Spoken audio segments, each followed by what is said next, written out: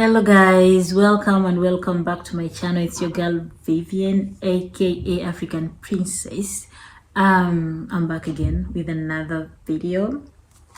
And today I'm going to talk about a few things that I have learned or observed after living here in Sweden for over 5 years. It's almost 7 years as an African. So let's go right into the video.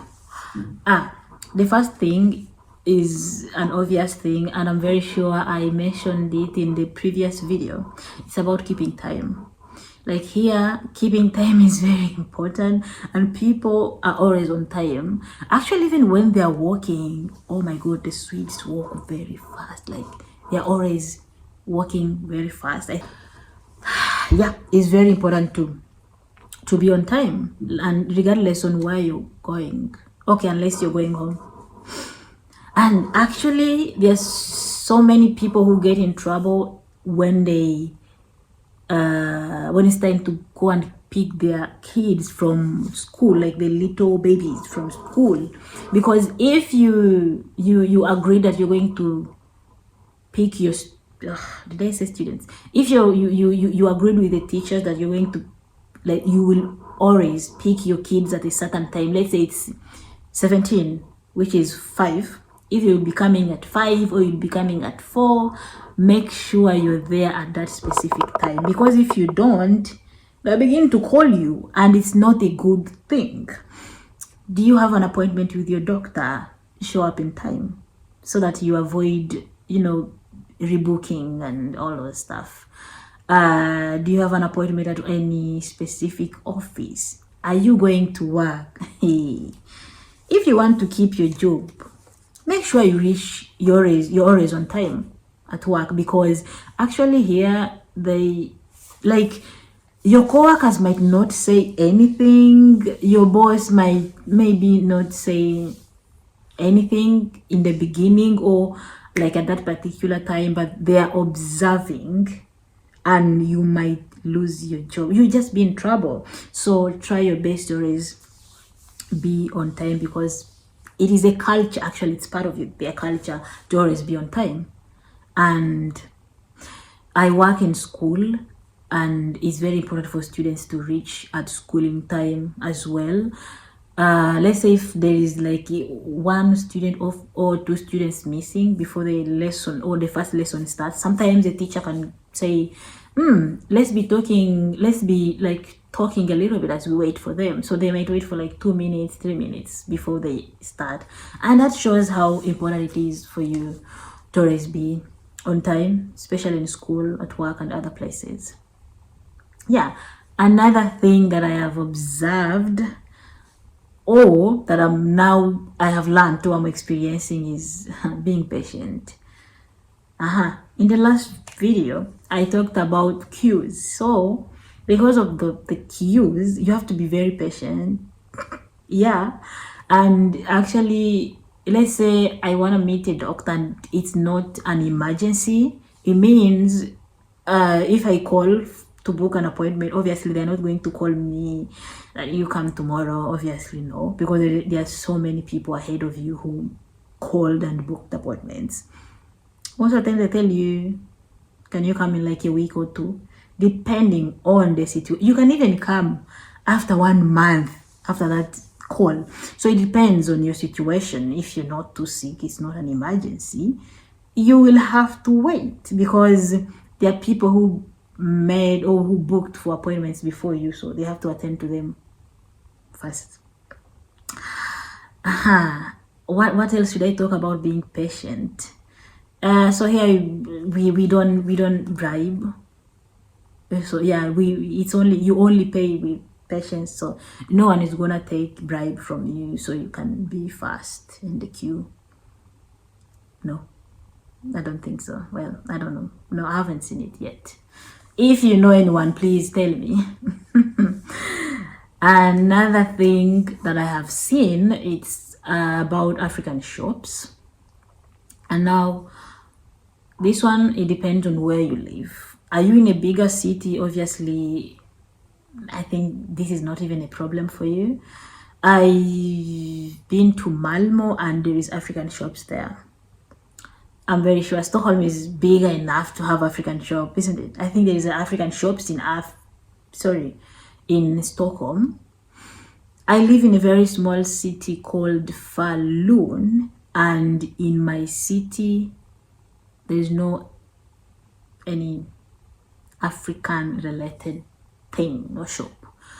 There's no African shop, could be for food, clothes or anything, no, nothing. Tailor, those people who, Africans with their vitenges and African prints, there's no one to make your clothes, African clothes for you. There's no one. In my city, no. Like the barber for Africans, let's say African saloons, nope. And that's the problem that we actually face. As you've seen this many times. I'm not into like braiding my hair a lot because it gives me headache. But in case you want to do your hair, it's either someone who can do it for you, could be a friend or just someone you knew through someone, or you do it by yourself, because there's no salons, there's no African salons, where they can do hair. It's not here in my city, even in most of the neighboring cities where I live. A few minutes away from here, like 30 minutes from here, there is another city called Bulenge. There is a very small shop. It's an African shop, and that lady sells, it's more of cosmetics, hair products, even braids, and different kind of hair extension. And in that little shop there is a very small section of African food, like sombe and other vegetables. So it's a good thing, at least. The bad thing, I feel like I'm complaining. You're not supposed to complain. At least you have something small. The thing is, even when there is those African shops, the food or the stuff or the items there are extremely expensive compared to the things you can buy in Swedish supermarkets. Obviously, now everything is expensive. The vegetables are very expensive. Oh my goodness. But our African shop, I don't know, I think the food that they bring spend a lot of months on the way, so when the food reach, it's not fresh. Obviously it's not fresh, and then because it's expensive, it spends a lot of months in the shop, or a lot of weeks, so obviously it can't stay fresh, isn't it?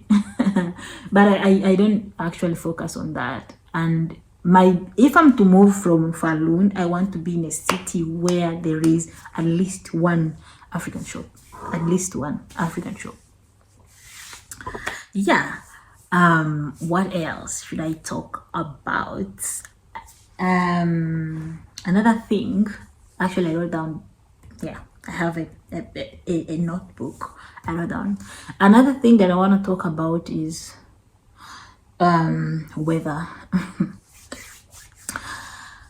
It's obvious, Sweden is a quite cold country, even after 6 years, almost 7 years. I am still not used to it. I don't think I'll ever get used to the cold. It's too cold. Right now it's we're in November and it's winter, so it's been raining and snowing a little bit, but it's gonna snow more and more. It's getting colder every single day and darker, because it's becoming dark by what time? 15. Like by 15 it's already dark until the next morning around 7:30 ish. And it's pretty dark. So this is the season where you invest in good stuff to keep you warm. Make sure you have them good boots, like warm shoes, and make sure you have a very good warm and thick jacket, and then the gloves. Yeah. One last thing that I want to talk about is racism. So on this one, I'm going to talk about myself. I'll speak for myself. I don't know what others have experienced, like other fellow Africans who live here.